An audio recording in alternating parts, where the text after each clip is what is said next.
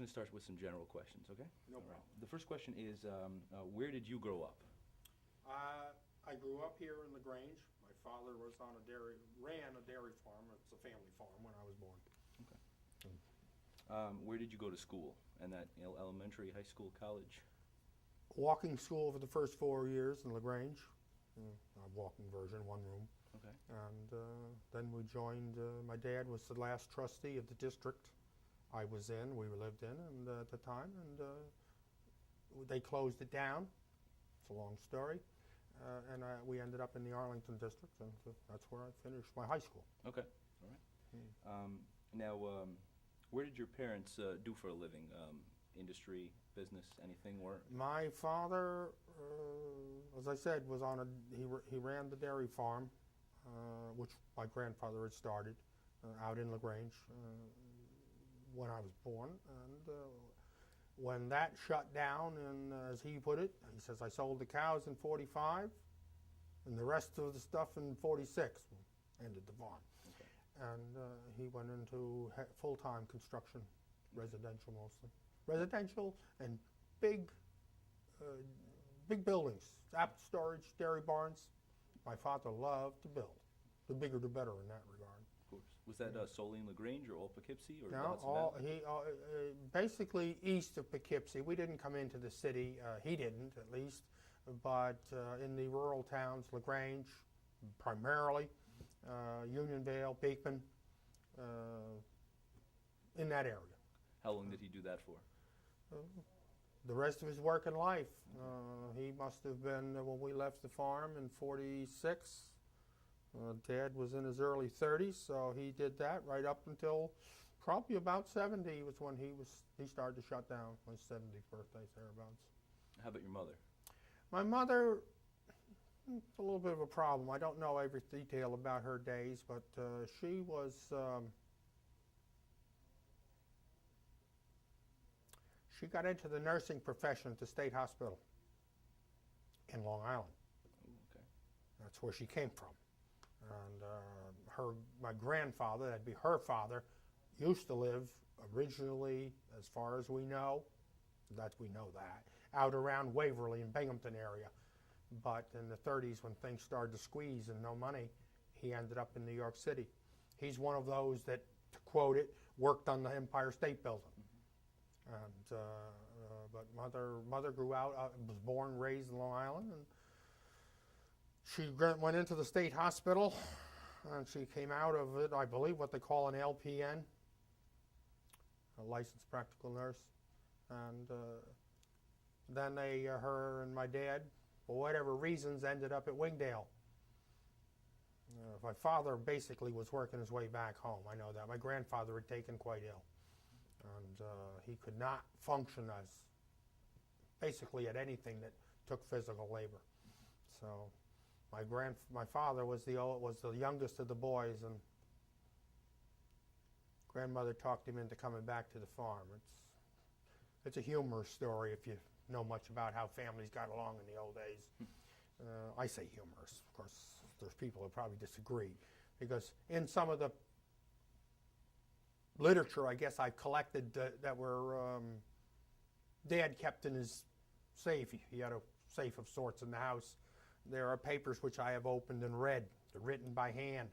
The contracts between my grandfather and my father, they were a riot. But, you know, I'm in charge of this and that, and you got to stay away from me. And oh, it must have been something else. My grandfather must have choked when he signed that one. But at the same time, he didn't have a lot of choice. He wasn't up to it. And father ran the farm until his siblings decided that, well, they couldn't agree on anything. He was one of 12, by the way. Old Irish family. Not that that's a thing. There's a lot of them around that had families like that. And so he decided when they wouldn't agree, he was leaving. So, of course, obviously, that took us to where we are now, when my memory really started to crank. We moved about a mile and a half away from where we lived, and I still own the place. How about you? What was your first job? My first job? I guess you could say my chores. Chopping wood. Yeah, I can remember the wood pile out there, a big heap. You buzzsaw it. We did have a buzzsaw. And they'd bring wood in from the forest, the trees out in there, saw them up. And my job that I can remember was to make sure that wood got split into, well, it was sawed into lengths, but split into pieces about, 3-4 inches in diameter. Something you could put in a wood stove. Big old, I believe it was a Glenwood. I remember the thing. And I had to make sure the wood box was full. And of course the wood was split so we could have more for tomorrow morning, breakfast, etc., etc. But when you talk about first job, I never thought about it that way, but that was it. Aside from making the bed, perhaps. What would you consider your profession or your career for the rest of your life? It varied. I worked at on the neighboring farms until I was about 19. By that time, I was going to the State University of New York at Delhi, and I came out of there as a civil technology major, heavy construction, concrete and steel. Had to do something that would work. In other words, farming was fine, but you got to pay the bills. Of course. So I went. And since then, I've been in and around that. I went to work out of school right with the state of Connecticut. Engineering section, and I worked my way back home after, I joined the Merchant Marine. I decided maybe I'd like that, which I did, but when I applied to go further, I didn't want to be painting walls all the time. If you've ever been in the Navy or around it or anything else, that's a big thing they paint all the time. Clean paint, clean paint. You shoot too, of course, if you have to. But I said, well, I don't want to be painting all the time, and that's the same thing they do on there. So I applied put out application feelers to Kings Point Maritime Academy in Long Island, and they told me I was too old at 21. The book says you got to be 21 on your last birthday. And of course, obviously, they work it out. But they said I was too old. So I said, well, I guess I'm not going to do that. So I tied back into the company at home with my father and my brother. And basically, I've been at that work, mostly construction, residential, drainage work, all kinds of things. I dig a lot. I have digging equipment and stuff. And that's what I've been doing ever since. I started in business on my own at 62. And I got some paper in the mail, what are they selling now? And it says, oh, you've been in business over 45 years. You want to celebrate? No. Someday maybe I will, but you had to pay the bills, and that's what I did. But, I'll probably do that until I can't. Mm-hmm. That's the way I would say it. Now, from what you've said already, I assume you've lived in the Hudson Valley all your life? Well, when you say all my life, 99.9%. Okay. I spent the better part of a year or so in Florida. I spent some more in a couple of the western states. I like to travel, and nothing really tied me down. But as far as practical purposes, yes, here. Now, whereabouts in the Hudson Valley have you lived? Well, as far as the family homestead type, we call it the homestead goes, the town of LaGrange has been my home for as far as all purposes go. Okay. Since I was born on the farm, we paid taxes to 3 towns, LaGrange, Unionvale, and Beekman. The barn used to sit in Unionvale, and it burned down, so they built the new one in LaGrange. Crazy, but that's the way it is. The line was right there. Yeah, but anyway, as I say, I've been here all my life for all intents and purposes. We're going to focus now more on questions about the Poughkeepsie Rail Bridge. Sure. What role do you feel the bridge has had played for this community, for the region, and just more for this general area? Well, surprisingly enough, the bridge itself did not play. I've read lots of books too. I mean, incidentally, you probably have as well, or will. A big part in the growing of Poughkeepsie, as a lot of people might think, it came through here and headed for Boston, as you probably may know if you've looked at anything. But they, well, as the man, Mr. Mabie, that wrote the book on the bridge himself, noted, they built the bridge and had no way to get off it. You're probably aware of one of the stories. If you aren't, I'll make you aware. The contract called for the bridge to be ready to take its first train, locomotive, at a certain time, and it wasn't. So they, quick like a flash, over on the east end of the bridge, they, of course, train tracks down here is, Grand Central, probably where they got it from, and they put a track around and up to it, and they weren't even done building it yet. They ran the locomotive in a car or two across and back again, and that, they said, fulfilled their contract, so then they finished the bridge. But as a matter of building Poughkeepsie itself, it really didn't do much. 90% of the coal or more that it hauled went to New England, mostly to Boston and places like that. But it's still, obviously, it crossed the river here. And for a reason, it was a good place to cross. I mean, it wasn't, low banks and things like that. Of course, it does make it quite long. I believe, as I remember, it's 1,600 and some feet from butment to butment. I was going to say, I could ask you if you've ever been out there and looked at it, but maybe you have, maybe you haven't. It's quite a ways over land on the other side before it hits the ground. But, of course, I've been all the way across the bridge. I've walked across it a couple times, things like that. And I worked on it. I read on the top of the bridge. I can tell you what it was built like at the time. The rails were still on it when I first saw it. I thought that when they shut the thing down in '74, that's the year of the fire, that they tore them all up, but they didn't. They only tore them up right where the fire was.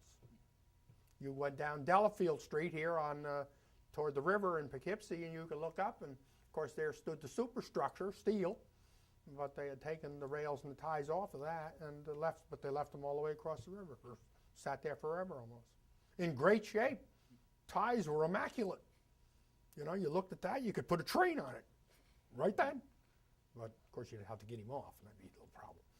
But still. What role do you feel the bridge will have for the future? Well, I'd like to think it'd be a lot better. Obviously, the state of New York, as well as our neighboring states, have joined the exercise age, I guess you'll say. Where trails and things like that, and of course the proposal for the bridge, as you probably know, is Walkway over the Hudson. It's the nickname, kind of like. It was a Poughkeepsie Railroad Bridge Association when I first joined up. But the Walkway, I think it'll make this place a center of activity for, bicyclers, of course, and walkers. It's fantastic to get across the bridge and just walk out onto the ground over there. It's quite the thing. I've done it, it's all right. But I think it will be a center, it'll be a major tourist attraction. And the view is definitely, it's a long one. And I kind of liked it. And that's one of the reasons I would have to say why it was not hard for me to decide to join with Bill Seppi when he thought about that. His house, where he lived on Gifford Avenue, backed right up to the railroad bridge. There it was.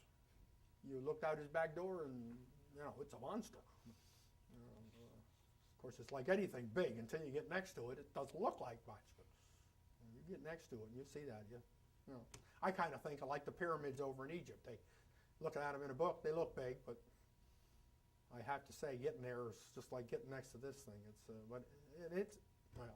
Of course, they're determining now that it's, engineering-wise, it's quite sound. There's three main beams go across the river. I don't know whether you're aware of this. You may be, you may not. There were only two when they built it. It had two tracks, too, one going each way, which kind of made it a little rocky. Trains being quite heavy. But they put the third one in the middle in 1917, right while it was still in use. They'd have to stop when the train come for a few minutes, but let the train go and then go back to work. They're 6 feet high. It's an I-beam. They're fabricated I-beams, monstrous angle irons against the top with a steel web, but it's strong. Let me tell you, it's strong. And of course, one thing about it, which we've known for a long time, it's English steel. Most of it, maybe not all, but that's why it's so rusty. But it's like these fancy guardrails we're putting up on our highways now. The rust won't bother it for 100 more years. It's low carbon. It rusts very slow. I'm up in the woods snowmobiling up north, Indian Lake and whatnot, and there's old, of course they logged the whole country, Finch Prime, and there are old Model A trucks and everything sitting around. You can still tell what it is. If that was a modern vehicle, it'd be nothing but a bug mark on the ground. It'd have rusted right down. But so they used good material. I mean, it's no question about it. And of course, the Irishman that finished the job off is one of the best. O'Rourke, his name was. He started out down in the city, but he ended up out in, where was it, Wisconsin? But they got him back here to do, he was the third contractor to take on the bridge. But he made it. And we're over there cleaning off the rocks and things alongside of it, you know, the ledge rock and whatnot. See all the eye bolt anchors that they put into them to hold it while they were building it. It's just a thing to marvel. As far as I'm concerned, it is a marvel that people could build these kind of things. And of course, obviously, kind of nervy to walk out there, as Mr. Derrier said, but they rode a train across it all the time. What's speaking of all of this? What is your what's your most interesting memory, or what's the most interesting fact about the bridge, which you hold dear? A person, a place, an event, anything. God, you know, I tried to think of these things on the way into your establishment here, but I'd say probably, to me at the time anyway, the most promising thing when you are on the west end of the bridge, we used to come in through a substation for Central Hudson. They got one over there, of course, obviously. And wind down through to the bridge right where it jutted out from the land. And I met there with probably 24 people. I don't think there were any women. I think they were all men at that time. There were women in the organization, but the men were, of course, the working people. And several of them were old railroad people. When I say old railroad people, they were definitely older. And tell stories and whatnot, kind of like almost a party. There was like a picnic lunch and whatnot, and we worked on the bridge several afternoons in a row. I remember that, and that to me was, to be actually working on the thing was, well, I think quite memorable as far as that goes. The plan at that time was to put a wooden deck on the bridge. I didn't know as I exactly thought that was a great idea, but, you know, it seemed like it might work, so I said, all right, let's go. So the first, I don't know, they got about 100 feet done before they ran into legal problems. Now, you said that you've been on the bridge several times. Mm-hmm. Can you speak about one of those experiences, maybe one of your memories? Yeah. Mr. Seppi, at that time the chairman of the bridge group, was laying out what he wanted to do on one of his work programs. We took a Saturday. Saturdays were not uncommon. I said, all right, I'll work on Saturday. I didn't usually do that, but I said I will. And we started walking out on the bridge. He's in front on this metal grating which runs alongside of the tracks that are still there. And you look down through. Well, I decided not to look down through because I'm a little skittish about heights now. I didn't used to be, but I am anymore. And he stopped along the way and he pointed things out and he says to me, Bernie, you and Jim here, there was with several people, these trees are growing up through, right from the ground. You can see them. You cut them back and then the handrail is leaning.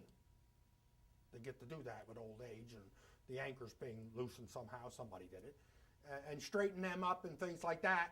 And I'm going to take the rest of the fellas out farther, and we're going to work out there.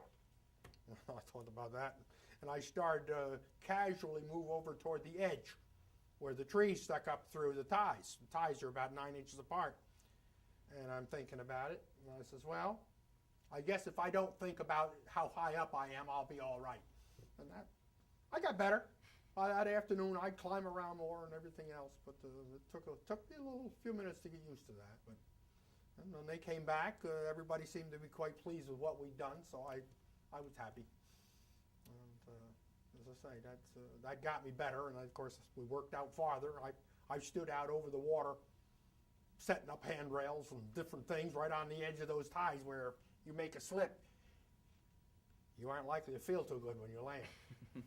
But at that time, the old railroad men that were with us, they were all over the place. They crawled underneath and up on top. I wasn't up to that yet. Can you recall of any local businesses or any local industry that was either affected or generated by the bridge or its traffic? Can I recall? Well, not too well. I could think perhaps of different things that took place, but I'm not a good person to talk to get information about any of those affected. I knew people that lived in the area that told me when the trains came through, you knew it in your house. Made everything shake on the table and stuff.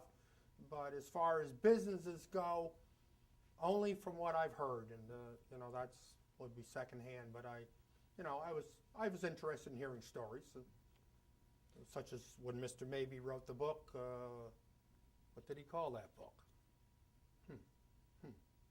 Isn't that something? I read it. I've got it home. Copy of it. Bridging the Hudson? Bridging the Hudson. That's it. He told several stories about different things, but of course he researched it much more than I would have been inclined to do. I was interested in the walking aspect. I mean, the bridge, I was quite satisfied that it was probably done as a railroad bridge. Not that when I looked it over, thought it should be. It could have carried light rail passengers without any trouble at all. But in any case, I went along with the move to make it a walking bridge. Have you ever heard of any ideas during your time, either with Walkway or the Hudson, or ever about ideas to recycle the bridge, scrap the bridge, or even remove the bridge, or destroy the bridge? Oh, yes. Can you speak about those at all? Well, the rumor was always running around. I say rumor because it was very hard to figure out who started it. But we got to get rid of that thing. It's an eyesore. I detest the word eyesore. Of course, I've heard it many times in other places. And I think it's a fantastic piece of work. It's kind of like a thing to say, but taking your girlfriend who may never have been to a ball game in New York, for instance.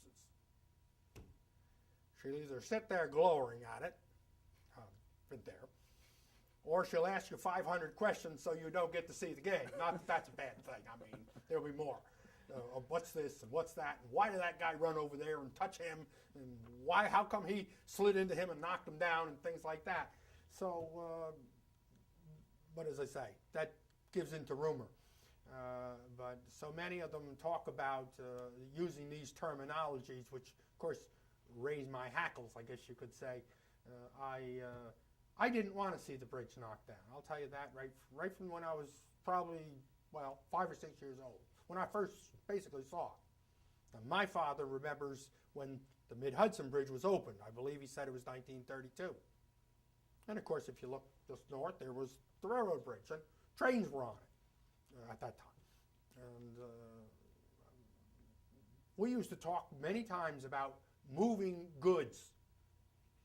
It's still published that a freight train can move, I believe it's 400 tons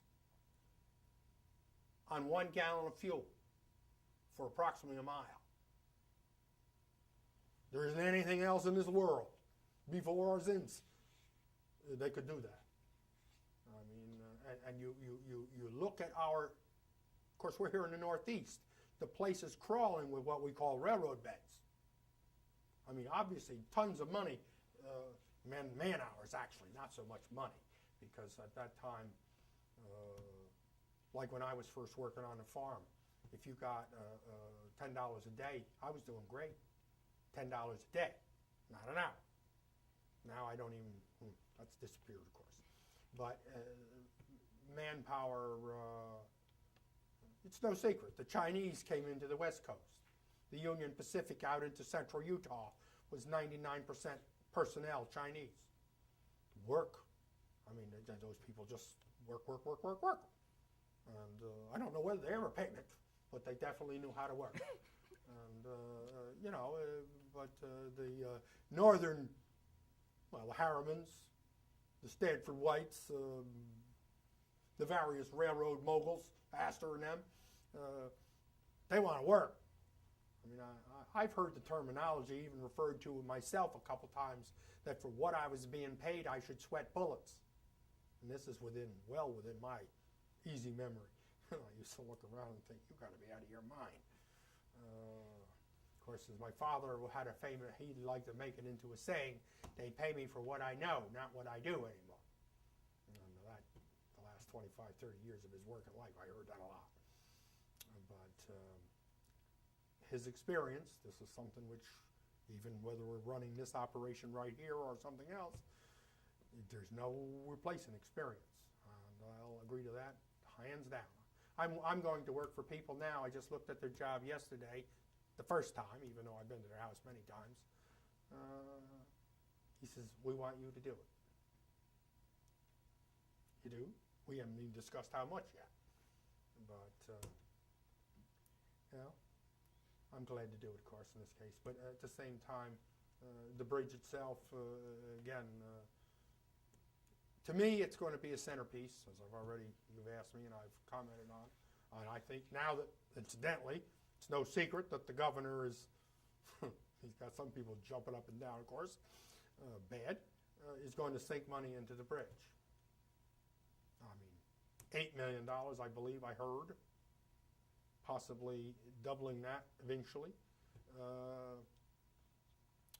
But now we get into quality of life. We can all work, put our nose in a grindstone until there ain't no nose left in various vices. But this will definitely, again, going back to that, bring us a quality of life which we can use. And things like that. But still, anyway, I don't know if I've answered your question, but I've gone around it enough. No, that's fine. Is there anything else about the bridge that we haven't discussed that you'd like to speak about, or any other memories? Anything about the bridge? Well, yeah. I suppose there is. Memories. Memories are not going to be great because the only ones I really have are my personal memories from when I worked on it. I mean, I have seen trains cross the bridge. Never paid much attention to them, but they're there. Matter of fact, one of my friends who has passed away the last few years, one of the older people I knew quite well, was in the military. And as I recall, he told me he went across that bridge in a troop train heading for San Francisco. That's a long ways away. And but he said, they don't tell you where you're going. You just get in that train, and it rolls through the night. He said there's only so many ways to get across the Hudson River with a train. It's either down in New York, here, or Albany. So he said, I'm pretty sure he knew a few of the guys that ran the train and things like that too. He says, we went across that one. But let's face it, that's another thing which, of course, as a memory, I did not know. Now that it comes to mind, I'm working on the bridge and around it and whatnot, and I thought, what the devil is this? I mean, I could see it. It's in the weeds, going over vines and bushes. During the Second World War, the bridge was considered, what would you call it, a must-have for military purposes. They put a fence all the way around it, and dogs and men inside of it. Yeah, soldiers, of course, to make sure nobody else monkeyed with the bridge. And I thought that was, I mean, the fence is kind of rickety in some spots now, but the cyclone wire, it was good stuff. It's still there. And I thought to myself at the time when I looked at it, I says, is that so? I didn't know that. I said, they fenced the whole thing? Oh, yeah. You know, if somebody blew a hole in the middle of the bridge, it's as bad as, well, we know that, how it works. Bomb the bridge and you're going to raise hell with whatever went across it. And so they did do that. Both sides, the east and the west, from abutment to abutment. They did that. That was something which I learned at that time, but didn't know. Obviously, that's 10 years or more ago, maybe even more. But still, and then of course, it always. I used to love to follow railroad beds where they were visible. Obviously, where they're not, that's something else. And but I was, of course, born just before the breakout of the Second World War. So it was kind of easy to follow them at that time because out here in the country, construction was virtually nothing. So you could walk for days. I used to walk all over the place, following the railroad tracks, the beds, as they say. You used to have a little problem getting across some of the bigger streams because they took the trestle with them. Being metal, they took anything that was metal with them. But we used to put old logs. We did various things. We were kind of, well, I won't say ingenious, but we kind of were. We could get across somehow. And, but in the train station, let's see, you're sitting here. The bridge is down there.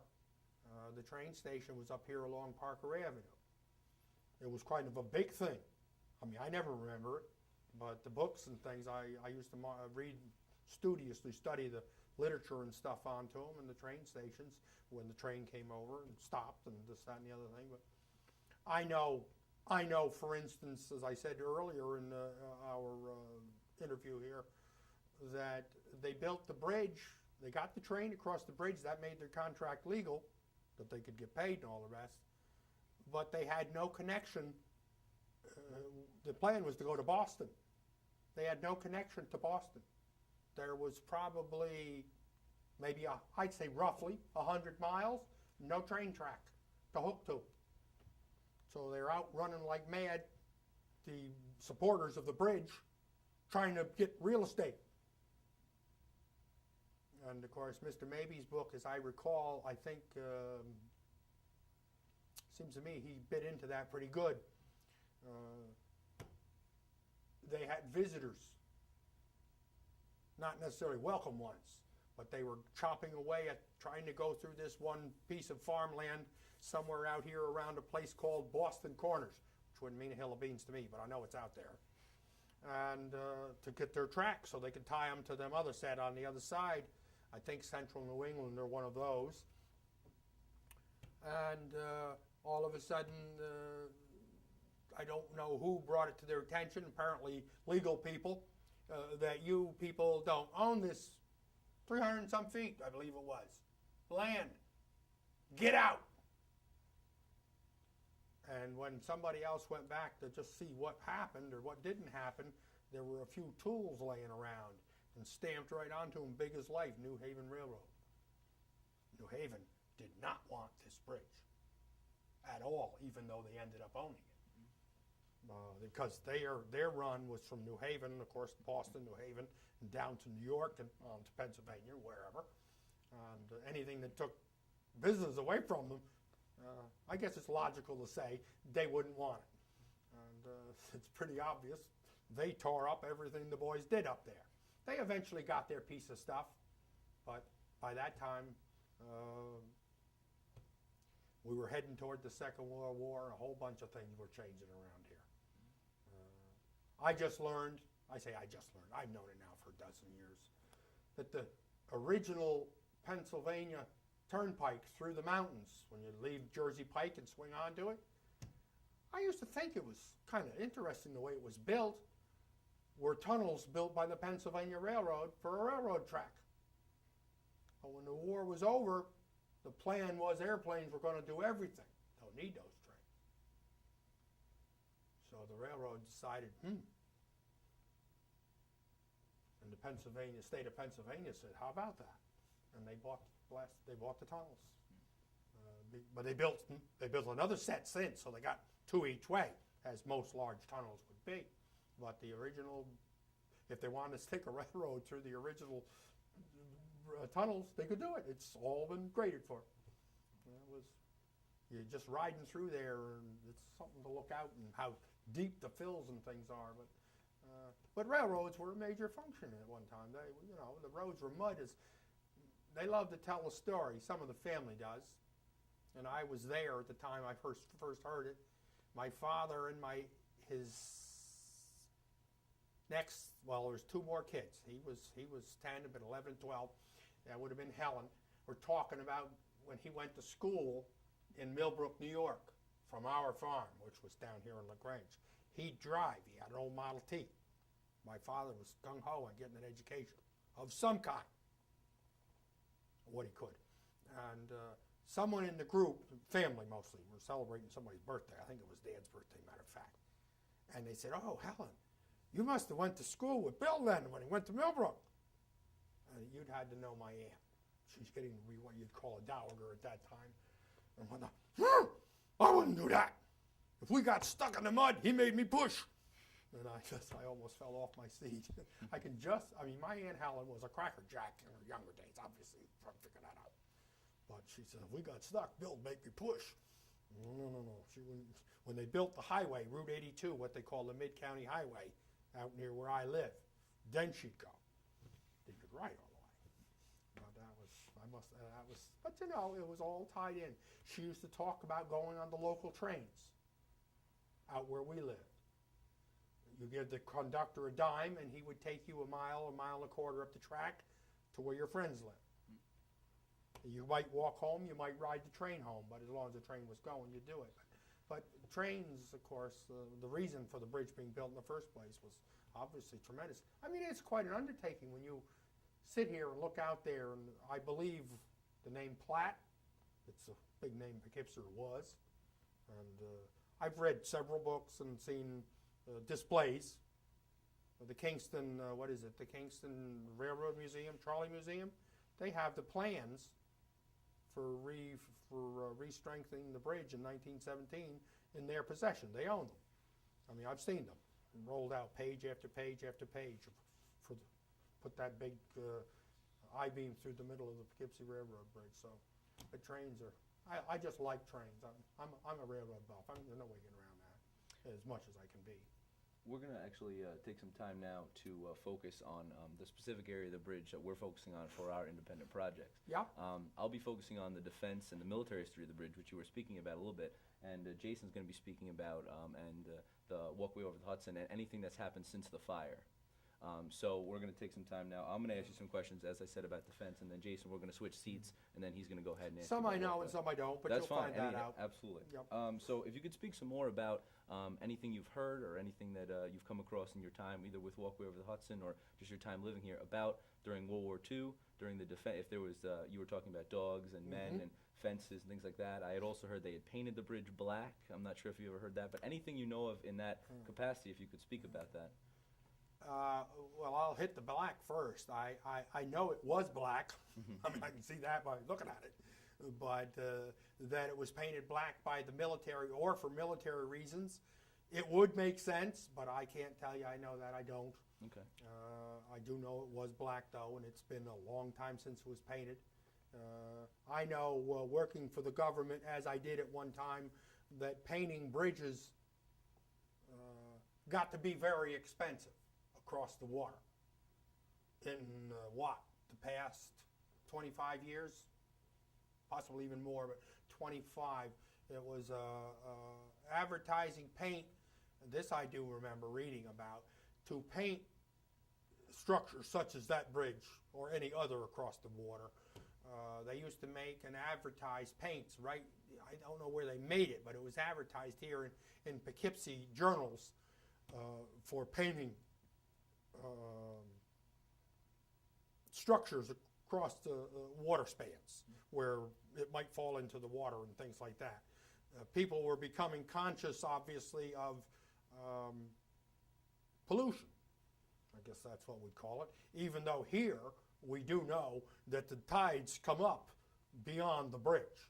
The salt water will, well, I believe it in a couple occasions has even reached the water intake for the city of Poughkeepsie. kind of serious business.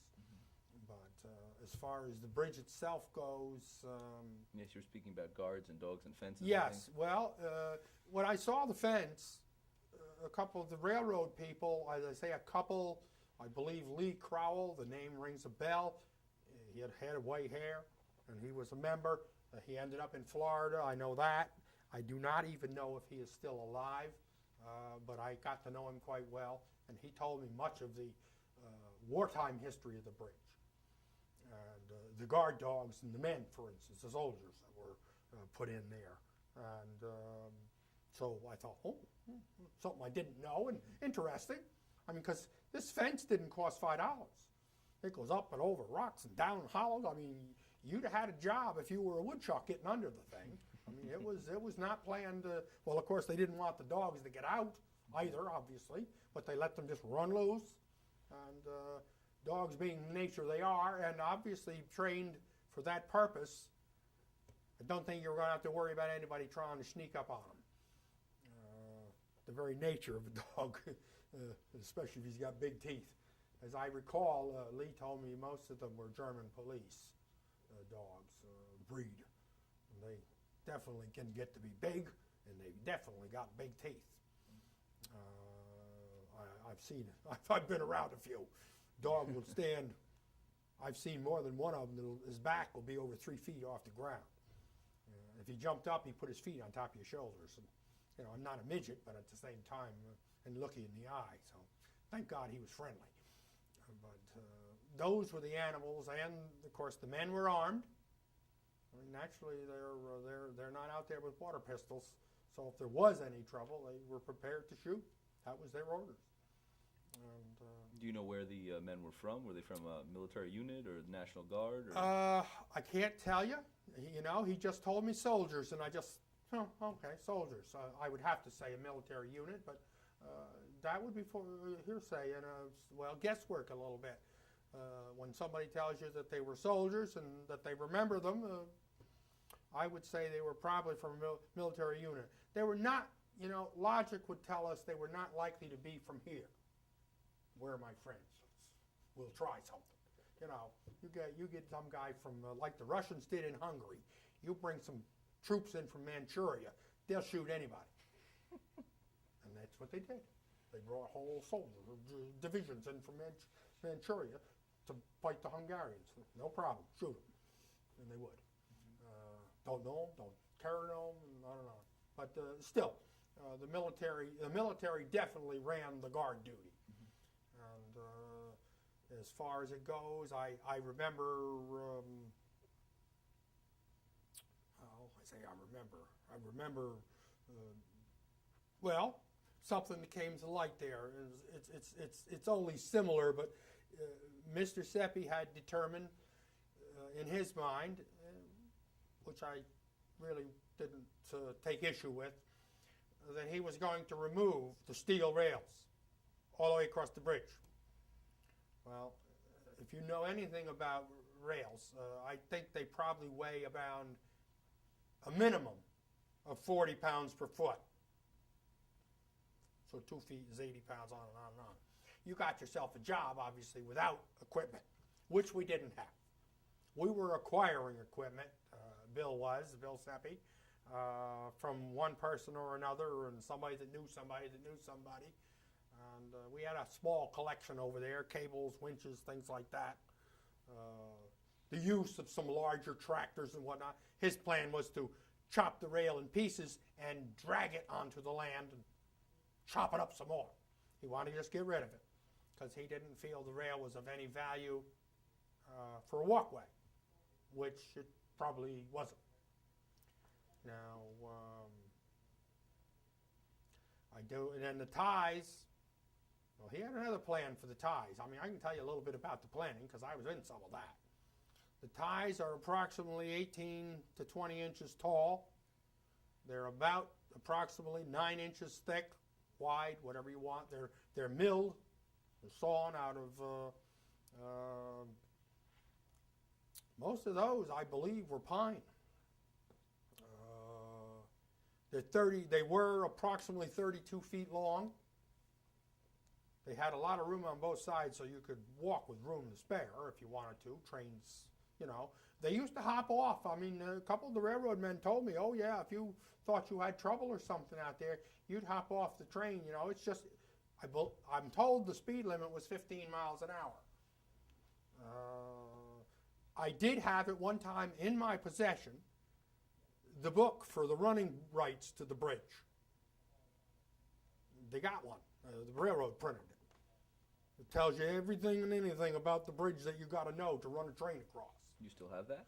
No. Oh, okay. I'm sorry to say. That's okay. I've got an idea that the railroad bridge people, successors to the board of directors I was on, may have it.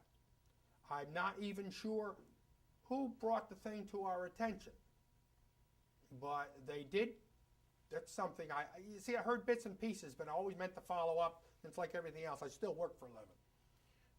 They had a place somewhere, possibly Maybrook. That's a guess, but the line went right on down to Maybrook. It was one of the largest dispatching centers in the entire Northeast.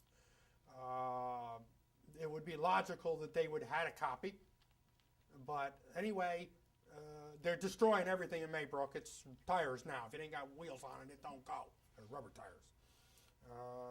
But they found buildings that had old railroad records. Well, their plan was just to get them out of here and trash them. And of course, so Bill, to some degree, and I was involved a little bit, would try to rescue them, I guess you might say, for historical purposes. I don't care. I mean, even if they had to do with another bridge, we still would have liked them.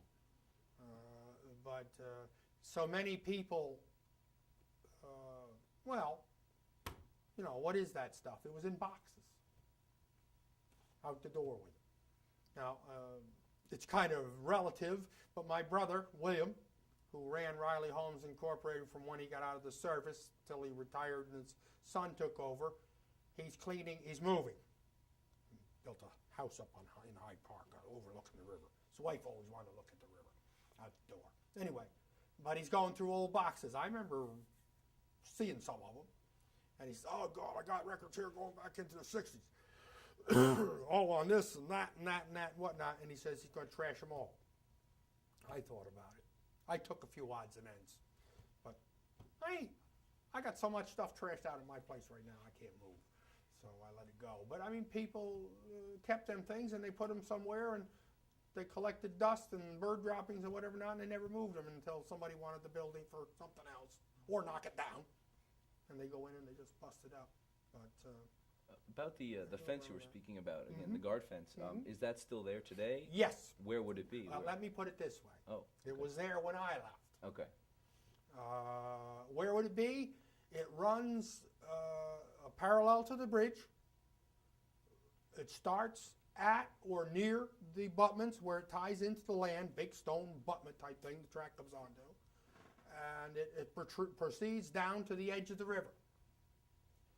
And there are, as I recall, there were a couple of small gates in it for access, obviously, to get into the thing, or out, as the case may be. And the fence was still there when I left the board of directors.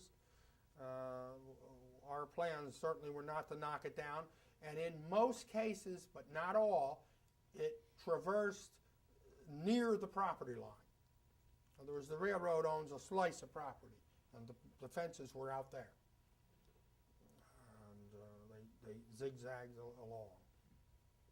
Now, for instance, that's something else. Of course, I could keep you here all day when I get onto this subject. On that bridge, and I believe they're still there, a pair of field glasses would tell me, of course, if I wanted to use them. Central Hudson, I'm trying to think of when, I was right in the middle of that one, put the feeder lines to Poughkeepsie as outriggers, big heavy iron things, on the bridge. You walk out there and you look out there to the south side, and here are these big things sticking out to, I would guess, about 12 feet and hanging like they would on from pole to pole across the river to the connections on this end. They had great big cables, 1.5 inches or better thick. But that was their main power source, I'm told. I never really got into that too much. For the city of Poughkeepsie, which, when it came time for the what would we call it? Transfer of the deeds or properties from the railroad and eventually got to this man named Miller in Pennsylvania, they realized there was a lot of talk, big heavy talk then, about trashing the bridge and selling it off for scrap iron. Obviously it's quite heavy. I remember reading something where the tonnage it weighed, but I can't remember that now. So they had to look to see what they were going to do with their wires. They can't very well hang them on air. Don't work. So I got into that battle feet first with Central Hudson. I was always told right from the days when the Constitution was written, that's the U.S. Constitution, contract law is inviolate. You write a contract, you sign it, and I sign it between us. That's it. The only way out is if one of us backs off or we do what it says. Central Hudson didn't do that. She just said, we don't want it. And the state court of New York said, oh, okay. And so they're still there. To take those things down, in other words, they probably put it up using a railroad car. You run a car out there and put a crane out from it, it'll stay. It's heavy enough. But they, as I say, they were there then, and I suspect they still are. But of course, now that the government and others are putting in tons of money, they'll probably get them down, because they're certainly not a part of the bridge. But that was a very touchy item. I said, I do not understand. I did take contract law, and you sign it and I sign it. Even your estates and your heirs and assigns are stuck with it, so to speak. It's the way it's written. And but Central Hudson, I've seen the diary. I've seen it. I've read them, page after page after page. And them little rats, they obviously know somebody in Albany, because my words, if you like, but they got out of it. And the things are still there. But that was I got to admit, that was a major sore spot with me, and several others, of course. But I just have actually one more question, and then Jason's going to take over. Yeah. Can you just speak about, you mentioned troop trains headed for San Francisco, and that friend of yours who yeah, he said he was on it. Is there any more you can say about troop trains at all, or Not really. No? In his, as I say, he talked to train people. That's how he deduced which way they went. They left Boston or somewhere up there, as I am told. And, you know, it's moving out in the night. And he said when we woke up in the morning, we're somewhere out in Pennsylvania, Ohio, still moving and heading for Frisco. I mean, it's the only reason I would know it is because he was a retired IBM person, lived in Long Island most of his life, aside from the service, and that's the way they shipped him, by train. And he said, I'm satisfied we crossed that bridge. And he said it's slow. As I say, their speed limit was approximately 15 miles an hour.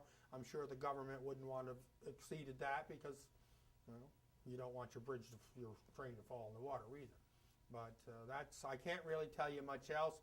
He did tell me that was, and I'll put it this way: it's probably could be determined, I suppose. I don't think they kept that stuff anymore, at least a military secret. But he was satisfied he was on that train. He knew he was going to San Francisco.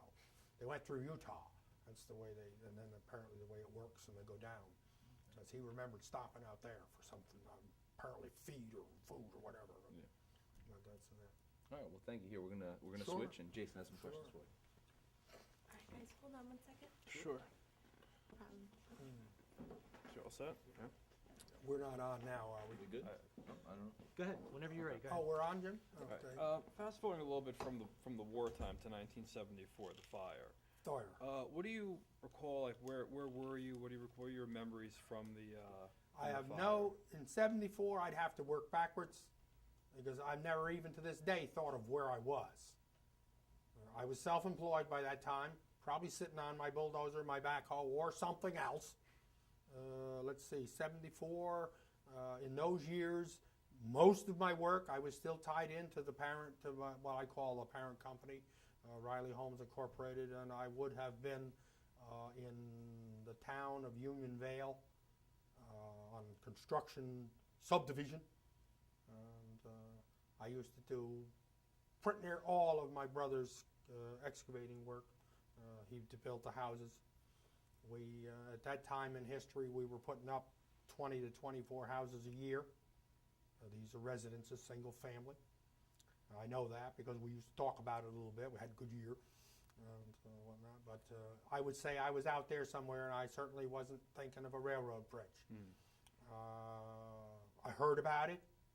Of course, it made the papers. Obviously, it would. I do know that the train was heading from east to west. I've heard all kinds of, what would I call it? Educated theories, perhaps. Yeah, were you surprised about the fire? Because I had read railroad companies cut back on maintenance and almost caused it. Well, that it caused as much grief as they said it did, yes. Because it turns out it didn't cause as much grief as they said it did. I mean, I was up there walking around the place. You burn 50 foot of a mile and a half bridge. What have you burned? You haven't burned enough to worry about. Send me out a couple of loads of ties and some more rails, and we'll be in business. One thing I do know, and or one thing I do know well, I'll put it that way. The fire apparatus from Poughkeepsie sat down on most of it, the big trucks, the pumpers as they call them, with their, oh God, I can't even remember the names anymore. It's a big water gun set on the deck of the truck. Pump water, 700 feet, high pressure, 1,500 pounds, 2,000 pounds, PSI. That'll pump a lot of water in an empty truck in a hurry. You better throw the line in the river. But the outfit from Highland, the volunteer outfit over there, drug a hose, probably a 4-incher, could have been a 3. I'm not sure. I remember talking to him about it. All the way from that side of the bridge to this side. Spray on the fire from above. You know, the trucks were shooting it up this way, or trying. But they weren't having much luck. Little land, little dip. And they were the primary water source, as it turns out. And it was when they were pulling the hoses back. Naturally, you're a little more looking around. They're looking. You can imagine what the men must have thought that were manning the hose. We pulled that all the way across there. They did. They pulled it all the way from the hand side. Big trucks, they started pumping from over there to put water on the bridge over here. But it is not a secret that the New Haven Railroad wanted to get rid of the bridge. And there are many theories, some of which I've heard. But you try and light a hunk of wood that's as solid as almost that floor, good strong piece of wood. You try and light one on fire. You know, we use kindling wood when we light our campfires, the Boy Scouts and all that stuff. And hay or whatever we can get our hands on to get it going, then stick a little more wood in it. You try and light a railroad tie on fire. Now I do realize they were primarily, what would you call it, soaked with oils, greases, whatever, that dripped off the train. But I still think myself, that was a tough job to do, to light that thing on fire.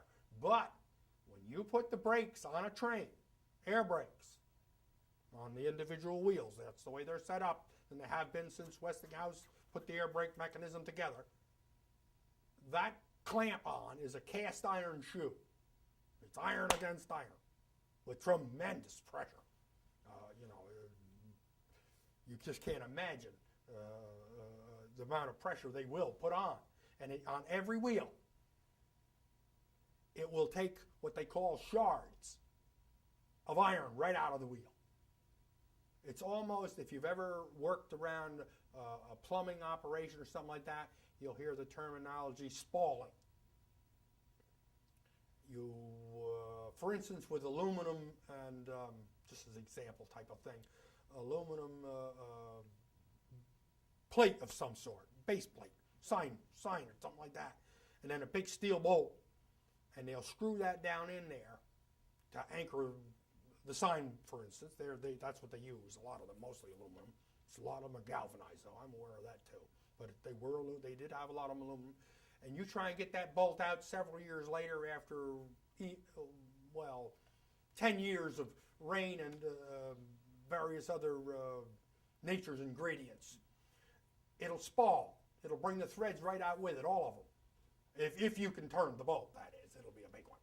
And this is what the railroad brake, when it clamps onto that drum or that shoe, big time, it'll pull them out. And those things are red hot. And they fall, of course. I mean, they'll just drop off like stones will. And to me, that was another thing one of the men told me, but at the same time, testifying to it firsthand, I can't do, that the train approached the bridge too fast. And when the engineer clamped on the brakes, it's going to do what it's going to do. It'll stop the train, all right, but no, the wheels didn't fall off, so we keep moving. And but still, it only burned a little piece of that bridge. It's 1.6 miles long. That's over a mile and a half. And the ties are immaculate. Gentlemen, if you go out there today, I suspect they're still there. They're as good as the day they made them. And so it's, I don't know, put a blanket over them or something else, cover them up, nobody will see it, and the railroad says it's officially closed down because of this, that, and the other thing. That's it! And New Haven's saying, thank God! And so consequently, you are into a political boondoggle, if you like. Pressures from, nobody has to tell you, whether it's Washington's Congress or anything else, pressures from all over. And different people react differently to pressures. The people that built it would have had a nightmare. They'd have certainly rolled over in their grave if they'd heard they shut the bridge down to burn the hole in it. So you thought there was still continued use for the bridge, that they should have reopened it and repaired it? I'll put it this way. If they'd have reopened it, it would have been a lot more economical for us living here. Because goods can still roll by rail. And to have to send them now, if you want goods here by rail from the west, it has to go to Albany, that's Selkirk, or to New York. The only crossovers for railroads to do. And New York, if you've ever been in the Grand Central Terminal, as an example, it's a nightmare. There's just trains on trains on trains on trains. I mean, they say we don't have a lot of trains, but we got lots of trains yet. They may not be running any place, but we got them. And you go up to the Selkirk yards, which took over from Maybrook. There are trains, there are trains all over the place. Of course, this is the Northeast. This is where the people are. This is where the money is, for whatever it's worth. You send it out in central Kansas, there will be any. Cornfield or something. But I definitely think the railroad would have been a big item for this region, no question about it. But, the people that drive trucks aren't likely to like that little commentary. And the people that make tires and all the rest of that stuff that goes into them. You've got now a week, if you like, to call it that, like a boat would leave, a half a mile or a mile long, that are vested in not having that bridge ever work again. They just wouldn't like it. My stepfather was a trucker. Not here, down Florida, but that's beside the point. But I went in with him a couple times to the loading dock areas where they used to load, and it's 50, 60 trucks in a row sitting there ready to roll out. And Florida being a trucking state, and So truckers, that's their bread and butter. You put 10, 12 men on a train, and they can go from Boston to to San Francisco by itself. And they wouldn't like that. Understandably so. Everybody has a vested interest. We all do. My family builds houses. When I get up on a stump, not necessarily this thing, but I mean, and rail a little bit about some of the construction maneuvers that are going on. Sorry about that. What the devil's that? But some of the things that are going on, well, you're a builder. I said, yeah, I'm a builder, but I still want to see the country survive. I don't want to see it blacktop from border to border or wherever. But anyway, that's something else. I digress. Moving more towards the resurrection of the bridge and Walkway. Mm-hmm. What is your role with Walkway over the Hudson? At this time, I'm what you call a contributing member. No more, no less. My physical contributions are, they are no more. It isn't that I couldn't go out on a fund drive, I suppose. But I don't feel, I don't feel that I want to. I liked what Mr. Seppi wanted to do, and terrible thing to say, I suppose, but I have no problem giving verbal support, I guess I'll call it, rather than lip service, to the people that are there now. I wish them well, and I don't, but it's, because I think it will definitely be a help.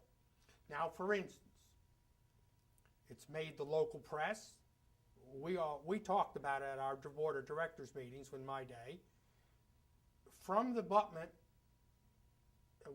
the bridge only owns a matter of feet beyond where it joins the abutment on the land on Washington Street. That's it. That's where the bridge property and whoever owns it owns from.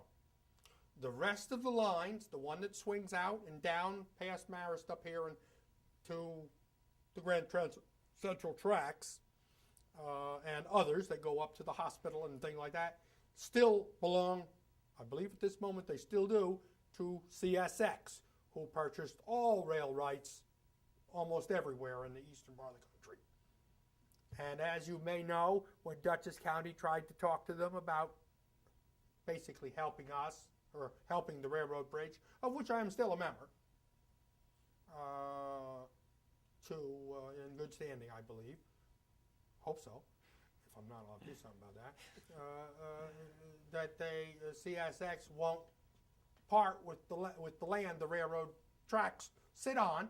They're feeder tracks to the hospital and stuff, for the value that the county thinks they're worth, which of course will become, much like the railroad bridge, a linear park. In other words, 100 feet wide and 300 miles long or something like that, which is the railroad right-of-way, basically in most cases. But anyway, our leadership at the county level has, I'm told, put right on the table that if we cannot agree legally, we will use the eminent domain characteristic of the law of the land to acquire it for the purposes of building more what we call walkway. And right now, there's nothing on it.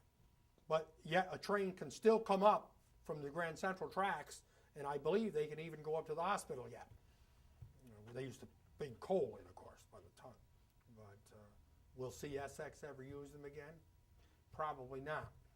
But for some reason or another, they don't want to part with them. I thought they might even consider what they call a 99-year lease or something, but I would think ownership would be probably better for the purposes of what they want to do. To have a bridge that, as the original one, didn't go anywhere, ain't going to do you much good. Well, it'll do you some good. You can walk across the river, but still.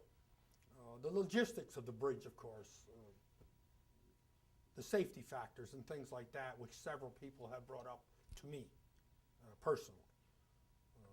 fencing, guardrails, security. You know, some guy went out there and went wacko and started, and it's out of his person or off his whatever he had, came up with a machete or a machine gun or something. Where's the security for purposes like that? Of course, where is it if you're walking down Main Street too? But I thought about that, and I was going to conjecture a little bit about those things too. You could be anywhere. I mean, these things do happen. I'm certainly not one to recommend them, but people say, oh, well, we don't want that, we don't want this. Look, people walk out in the middle of the bridge, get out of the car, and walk over and jump over the side. And there's their car. I'm not really, what would you say, jumping up and down because of lack of extreme security. Unfortunately, like many things, and we used to talk about it as groups of organizations growing up and whatnot.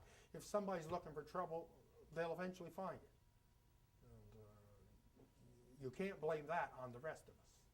I don't believe. I'll put it that way. Anyway, is there anything else I can help you with that I know something about? We're about 10 minutes out on the end of the tape. Okay. Getting And to the I end. need him for class in 10 minutes anyway. How are you, Okay. sir? Thank you very much. I'm Jim Johnson, sir. No problem, Mr. Johnson. Fine. Glad to make your acquaintance. I'm the executive director of the Hudson River Valley Institute. These are my interns. Well, there you go. Right now, Glad Colonel. to get So, the class with them, so it was very nice meeting you. Good to see you. And Ann will be working with you on different slots as We we get got a other bunch of people. dates all set Okay, up. very Yeah, good. we're good. Thank you. I just have a couple Thank you, more guys. questions, and then No we're all problem. done, all right? You The, ask him, I'll answer. Sure. The next couple questions is just simply about more of looking to the future and the state park idea, which I'm sure you've Okay. heard. Yes. So the first question is, has your vision of the bridge changed maybe since since the fire, or now since you've heard that it's become a state park? Have you your ideas of what it will become, and working with Mr. Seppi, now that you know it has the funds and it's going to become Looks a park? like it's going to happen. Exactly. Yes. Which is more than it did before. Well, I'll start off this way. I've been to the state's, what did they call them? The state transportation department held what they call, oh God, words escape me. Well, there were general meetings for transportation needs in this area. To get across the river, to move people to possibly the Stewart Airport, which will become, is a reality at this moment. Of course, it was a military base before this. I'm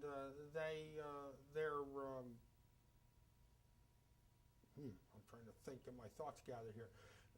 The idea of what it can become and whatnot is still probably is with the state's input in their meetings. That's what I started to say, and they looked at basically every prospect that might be open. Could it go back to rail? I mean, these are specifics. I have their transcripts, several of them from these meetings. Could it be better put to use for passenger-only light rail? And any possibility, it sits there. What would it cost, for instance, to knock it down with today's pollution standards and whatnot? There's a bridge out near Buffalo, the Peace Bridge, just an example. I believe the last time they painted it was something over $2 million. That's what I believe. It was a monstrously high number. It flew since the piecemeal pollution stuff had to be done. You've got to, this bridge would only be one of them. They will not allow you, the DEC people and the environmental protection, to just dump all that junk in the river, which was originally a plan. They didn't suck it out because of that. And so they had to, that went out there. They had these monstrous vacuum systems. You may have seen them when you're traveling on bridges near the water as a rule. They got plastic pipes all over the place. And the first time I saw one, I mean, they had to be 3 foot in diameter. What is that? It's a vacuum. When the painters are out there, they got this great big pipe, and they're scraping, and it's because most of the paint had lead in it, and they will not let you dump it in the water. And this old bridge undoubtedly has lead in the old paint. But still, just going along with that. Now, my vision, I like it now since, well, I know I'm satisfied it won't be a rail bridge again. I'll go with the state's thing. It could be. You could. This concrete deck they plan on putting on at these boys with a rigmarole or whatever else, which could be removed if you want to put a rail back on it, but it's not likely to happen. But the passenger movement and things like that, I just think is a wave in the future. And, I mean, I can just, to pedal a bicycle from here to New Paltz, I wouldn't have even thought about 10 years ago. But now it looks like in 5 years or so we'll be able to do that. And it's flat, too. I mean, that's the nice thing about rail beds. There ain't many hills and stuff like that. It's going to be the longest stretch of flat land in the entire county. Isn't that the truth, Jim? Isn't that the truth, sir? That's the thing you marvel. As I say, I used to walk these beds, and it's flat. And I can remember a teacher when I was in the 4th grade, going to the country school. She's going to take the group down onto the railroad bed. Oh, I knew there was one down there in the bushes behind the school. And we walked up and down the railroad bed and in the spring, collected pussy willows and whatever not. But it's flat. And there's water down there, and there's water over there, but we go right through. And it was fantastic. It's a major part of Americana. And I think this railroad bridge definitely should become, as it is, it looks like a part of it. How do you see New York State Parks, as it's now decided by the governor that it will become a state park? How do you see New York State Parks and the Parks Department working with Walkway over the Hudson to really make this a reality?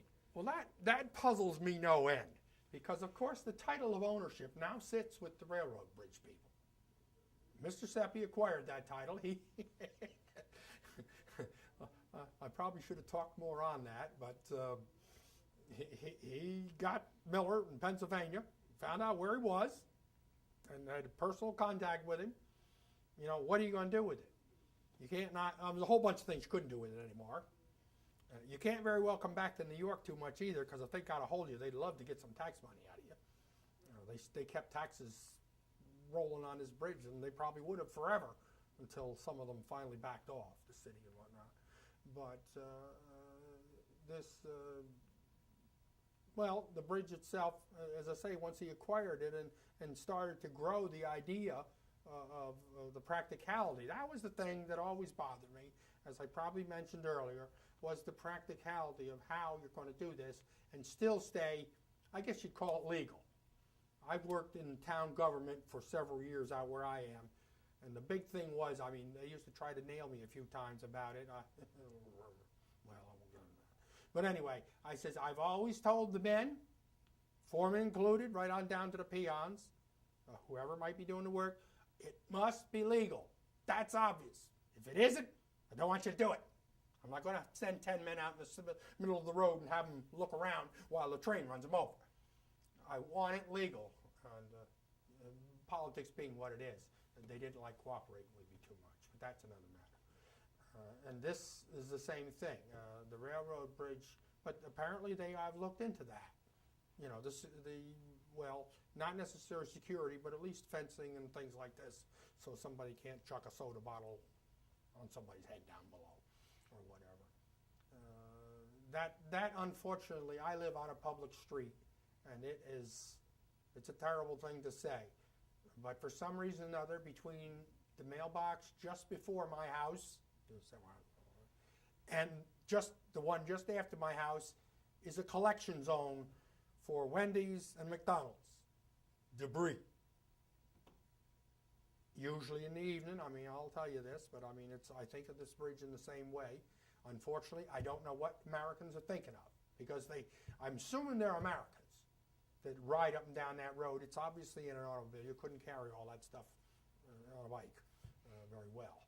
And strip it off. It just happens to be my house is the right place. I go out and look up down the road. There's more out there right now today, matter of fact. I saw it. And it aggravates me no end that people would trash other people's property. If you want to trash your own, I don't really care. But to trash other people's, mine, yours, or the city. The bridge. The bridge, and that's what I'm afraid of. I definitely am. I know a little bit about youngsters loving to go into the toilet and take the little toy soldier and and flush it, and God, it disappears. That's kids. But that they usually you can educate them away from. But these aren't babies that are doing these things to our communities, and that will become a big thing on the bridge. I know it will, as sure as you're born. Well, I actually have only one more Okay, question. shoot. And it's, do you have any suggestions for the name of the state park? That was on one of the flyers or one of the papers she gave me. No, I really didn't. I'd like to think there are people that have put more into it than I have. Even though as board of directors we sat and went over everything around the table, much to the chagrin of some others, but would name it. There are obvious names, of course. Much as the book I mentioned before or started to mention out in South Dakota, A Bridge Apart and things like that. But something that reaches back into the history of the bridge would certainly meet with my good approval, my approval at least, because it would tell a little something about the people that went before us. The history of building the bridge by that man, O'Rourke. I think his name was Frank. I read a book about him too since I joined up with the Bridge Boys. It was quite that man was something else. He could make the Bluebird walk backwards.